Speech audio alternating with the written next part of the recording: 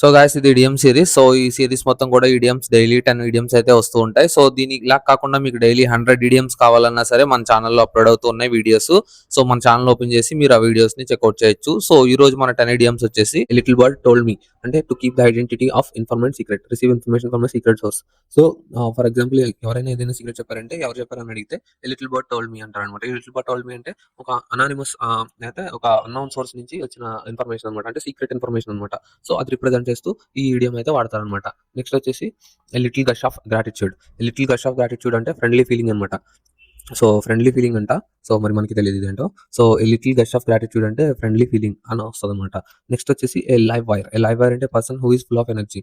So ఒక live wire లో ఎంత కరెంట్ పాస్ అవుతుంది, ఎంత పవర్ఫుల్ గా ఉంటుంది, సో అలాంటి దాన్ని రిప్రజెంట్ చేస్తూ ఈడియం అయితే వాడతారనమాట. నెక్స్ట్ వచ్చేసి a long shot. A long shot అనమాట అంటే లిటిల్ ఛాన్స్ ఆఫ్ సక్సెస్ అనమాట.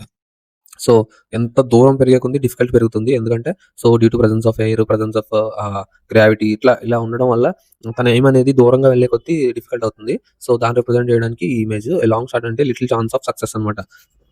నెక్స్ట్ వచ్చేసి అలాట్ ఆన్ యువర్ ప్లేట్ అంటే to have large number of problems. So ఒక ప్లేట్ లో నెంబర్ ఆఫ్ ఐటమ్స్ ఉంటే ఏంటిది లార్జ్ నెంబర్ ఆఫ్ ఐటమ్స్ ఉన్నట్టు అనమాట. సో అంటే in the sense lot on your plate అంటే to have a large number of problems to deal with. So అంటే తన నెత్తి మీద పెట్టుకున్నాడు అంటారు కదా ప్రాబ్లమ్స్ అని తెచ్చి. సో అలా అనమాట.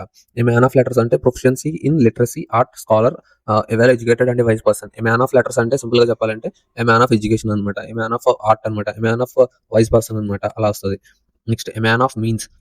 ఏ మ్యాన్ ఆఫ్ మీన్స్ అంటే a wealthy man with lots of money and assets. So means అంటే ఇన్ ద సెన్స్ వెల్త్ అనమాట. So a man of wealthy man with lots of money and assets అనమాట.